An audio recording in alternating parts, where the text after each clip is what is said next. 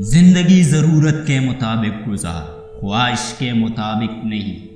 اچھے ساتھی کو چھوڑنے کے نتیجے میں برا ساتھی مل جاتا ہے۔ جس شخص نے اپنے راز کو اپنے تک محدود رکھا وہ جلدی کامیابی کے منزل تک پہنچے گا۔ وفا ایک ایسا دریا ہے جو کبھی خشک نہیں ہوتا۔ جو درد تم محسوس کرتے ہو وہ پیغامات ہیں، انہیں غور سے سنو۔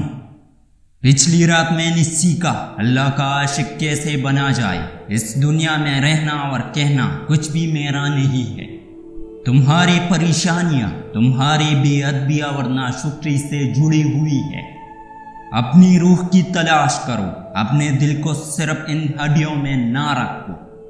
تم جتنا زیادہ خاموش رہو گے اتنا زیادہ سننے کے قابل ہوں گے۔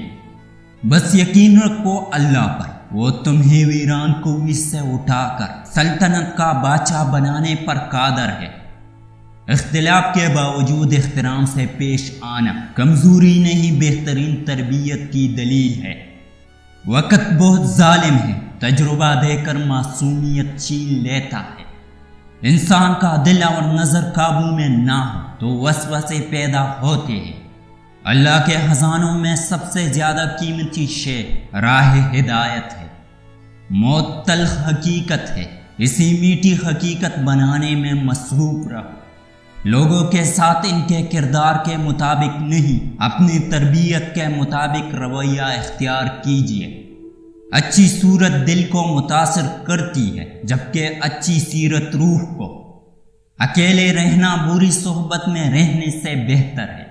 ٹوٹا ہوا دل خدا کی توجہ کھینچتا، خوش نصیب ہے وہ روح جو خدا کے لیے روتی ہے۔ خواتین کے اچھا ہونے کا اندازہ ان کی اولاد کی تربیت سے لگاؤ۔ آنسو وہ خون ہے جسے غم نے پانی بنا دیا، جس نے پریشانی کے اندر اپنی پیشانی کو سجدے میں رکھ دیا، وہ فقیر بہت دور نکل گیا۔ لوگ اپنے شادیوں پر صرف مخصوص لوگوں کو مدعو کرتے ہیں، لیکن لوگوں کی خواہش ہوتی ہے کہ ہمارے جنازے پر پورا شہر آئے۔